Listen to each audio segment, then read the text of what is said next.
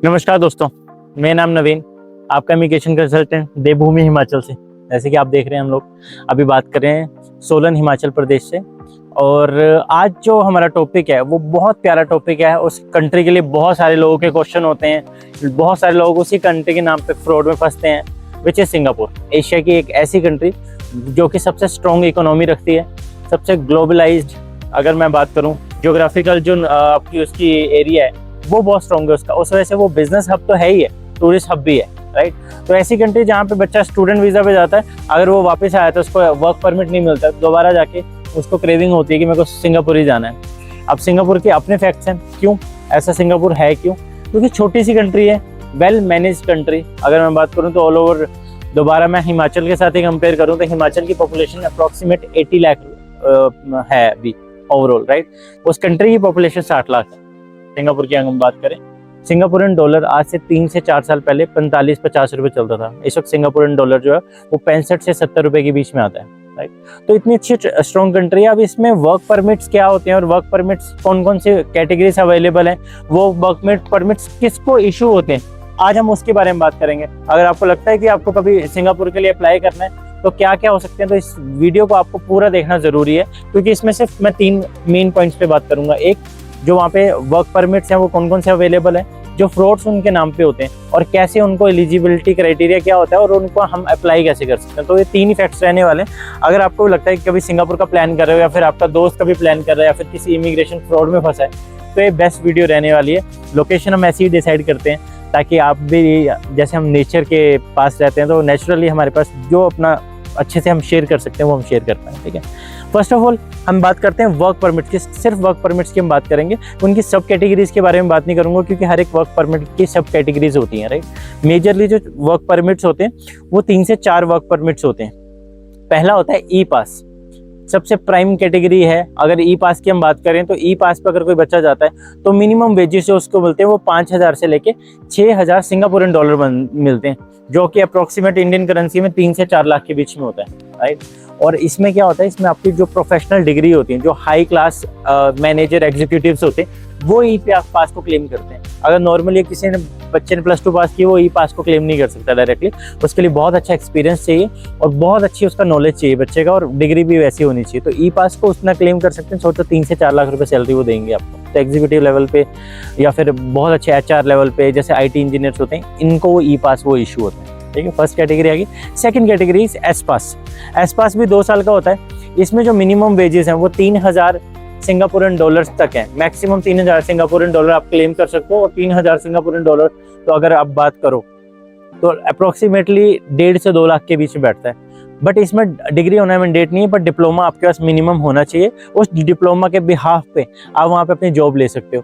और मैं बात करूँ तो क्या करते हैं वहाँ पे एम्प्लॉयर्स, क्या करते हैं, आपको 3,000 कमिट कर देंगे, बट आपको सैलरी जो है वो 1,500 या फिर 2,000 सिंगापुरन डॉलर देंगे, which is also good. India में कोई अगर 40,000 रुपये कमा रहा है, अगर उसको वहाँ पे 1.5 लाख रुपये मिल रहा है तो अच्छी सैलरी है, राइट।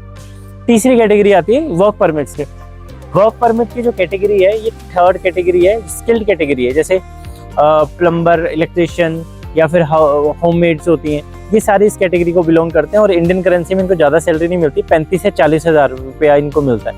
लेकिन फिर भी जैसे इंडिया में अगर कोई 10-12 हज़ार रुपये कमा रहा है तो उसके लिए वर्क परमिट एक अच्छा अपॉर्चुनिटी है, और इसमें खर्चा भी कम आता है, ठीक है। तो ये तीसरी कैटेगरी है। चौथी कैटेगरी के बारे में बात करें, which is temporary category, which is TP pass. TP पास होता है, टेम्परेरी पास होता है, वो 3 महीने के लिए इशू होता है। उस बच्चा यहाँ से टेम्परेरी पास लेके जाता है और उसके बाद वो एक्सटेंड होगा तो 1 महीने के लिए या फिर 2 महीने के लिए मैक्सिमम होगा, इससे ज़्यादा वो एक्सटेंड नहीं होता। तो TP पास की अपनी ब्यूटी है, क्योंकि वो TP पास अपने आप को प्रूफ करने वाला बंदा, अगर आपको बहुत अच्छा स्किल है आप TP पास लेके जा सकते हो। आपने अपने एम्प्लॉयर के पास 3 महीने काम किया, अपने आप को प्रूफ किया, एम्प्लॉयर आपको ई पास, एस पास वो आपको कन्वर्ट करके देगा। These are the main 4 work permits available in Singapore. ये जो 4 हैं। इसके अलावा जो पाथवे माना जाता है, जो बेस्ट पाथवे माना जाता है सिंगापुर के लिए, अगर आपने जस्ट 10th पास की है या फिर +2 पास की है या फिर एज आपकी 30-31 भी है, तब भी जो बेस्ट पाथवे माना जाता है वो पोस्ट स्टडी वर्क है। पोस्ट स्टडी वर्क में क्या होता है, बच्चा यहाँ पे अपनी 1 साल की स्टडी के लिए जाता है, जिसमें से 6 मंथ आपकी स्टडी होती है और 6 मंथ आपको इंटर्नशिप होती है, जो कि कॉलेज लगा के देता है, जिस पे मैंने एक बहुत लॉन्ग वीडियो बनाई हुई है, आप जाके देख सकते हो। उसमें आधे घंटे की वीडियो मैंने डिटेल में बताया हो किन लोगों को उसमें जाना चाहिए, किन लोगों को नहीं जाना चाहिए। और मिनिमम सैलरी अगर वेजेस की बात करूँ तो ड्यूरिंग द स्टडी भी बच्चे काम करते हैं तो लाख रुपए बना लेते हैं INR में। और जब उनकी इंटर्नशिप लगती है तो 80,000 रुपीज़ से लेके 1,20,000 रुपीज़ तक वो मिनिमम अर्न करते ही करते हैं। उसके बाद जो 6 महीने होते हैं अगेन उनको प्रूफ करने का है। अगर वो एम्प्लॉयर को अपने प्रूफ कर देते हैं तो ये वो बहुत अच्छा काम कर और वो डिजर्व करते हैं एस पास ई पास, तो उनको एम्प्लॉयर वो एम्प्लॉयमेंट वीज़ा कन्वर्ट करवा के देता है, उसके पास वो राइट्स होते हैं, राइट। तो ये मैंने 5 ऑप्शन बताए जिसपे आप सिंगापुर में वर्क परमिट्स पे या फिर पाथवे के थ्रू आप काम कर सकते हो। सिंगापुर बहुत अच्छी कंट्री है, लेकिन PR के लिए अगर आपको कोई बोले तो ई पास वालों के लिए प्रोबेबिलिटी फिर भी है, अगर वो 5 से 10 साल अगर सिंगापुर में लगाते हैं तब जाके सिंगापुर अपना PR उसको देगा। अदरवाइज सिंगापुर के जो PR की जो क्राइटेरिया है वो बहुत स्ट्रॉन्ग है, अनटिल अनलेस आप एलिजिबल नहीं हो। उसके बाद हम बात करते हैं सेकंड चैप्टर जिसके बारे में मैंने बात की थी, फ्रॉड। बहुत सारे फ्रॉड होते हैं सिंगापुर के नाम पे, क्योंकि जितनी अच्छी कंट्री, जितने अच्छे उसकी अपॉर्चुनिटीज हैं, उतने बड़े फ्रॉड्स होते हैं और उतने ही ज़्यादा ऑप्शंस के साथ वो फ्रॉड देते हैं। फ्रॉड में क्या होता है, मेरे पास एक क्लिप है बच्चे की हिमाचल से आई हुई है, मैं आपको वो भी अटैच कर दूंगा ऑडियो में। मुझे एक कॉल रिसीव हुई थी कोलकाता से, तो उन्होंने बोला कि हम आपको, आपके लिए हमारे पास सिंगापुर में जॉब अवेलेबल है, तो हम आपको सिंगापुर के लिए करवा देते हैं। तो उन्होंने मेरे से डॉक्यूमेंट्स मांगे, कहते हम आपका इंटरव्यू करवाते हैं। उसके 3 दिन बाद मुझे इंटरव्यू के लिए कॉल आ गई। उन्होंने इंटरव्यू लिया, सारा कुछ पूछा, वो भी ठीक हो गया। तो उसके बाद उन्होंने मुझे एक ऑफ़र लेटर सेंड किया जो कि मैंने अटैच किया है।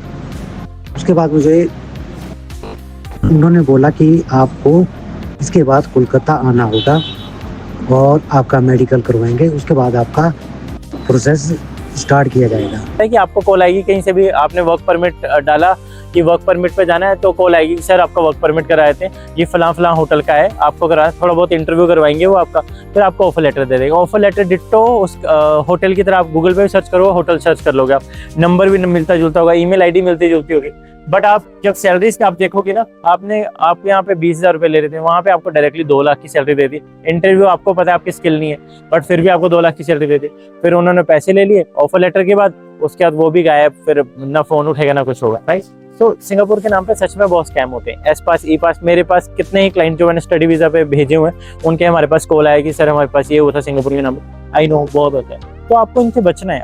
अगर आपको लग रहा है कि सिंगापुर जाना ही है, तो लास्ट जो चैप्टर था मेरा वो मैं बताता हूँ आपको कि किस तरह से 2-3 वेज हैं जिसमें सिंगापुर में आप अच्छी तरह से सेटल हो सकते हो। पहला, एस पास ई पास जो होते हैं, ये इनकी MOM की एक वेबसाइट है, मिनिस्ट्री ऑफ मैन पावर की, आप उस पर डायरेक्टली आप चेक कर सकते हो। अगर वहाँ पे आपको डायरेक्टली मिल जाता है तो वेल एंड गुड, चांसेस थोड़े कम रहते हैं वहाँ पे, क्योंकि आपको पता है सिर्फ इंडिया नहीं क्लेम करता, उन वैकेंसीज को ऑल ओवर द वर्ल्ड से लोग क्लेम करते हैं और वैकेंसी का कोटा होता है। अगर वहाँ पे वैकेंसी के कोटे पे बात करूँ तो अगर मैं अगर रेस्टोरेंट रन कर रहा हूँ, तो अगर मैं 10 लोगों को हायर करना है मेरे को, तो मेरे को उसमें से लगभग 8 मेरे को मलेशियन हायर करने पड़ेंगे, एक फिलीपीन, तब जाके मैं एक इंडियन को हायर कर सकता हूँ। और इंडियन में भी जो डोमिनेट करते हैं वो हमारा साउथ जो है, चेन्नई, अपना तमिलनाडु, ये सारे डोमिनेट करते हैं वहाँ पे। और डोमिनेट मतलब इंडियंस ही हैं वो भी, लेकिन वो ज़्यादा जो प्रेफरेंस देते हैं इनको देते हैं, क्योंकि सेकंड लैंग्वेज या फिर फर्स्ट लैंग्वेज मैं बात करूँ तो बहुत बोली जाती है, तमिलियन वहाँ पे बहुत बोली जाती है, तो वो करते हैं। तो फर्स्ट ऑप्शन मैंने बताया कि MOM की साइट पर जाके चेक कर सकते हो।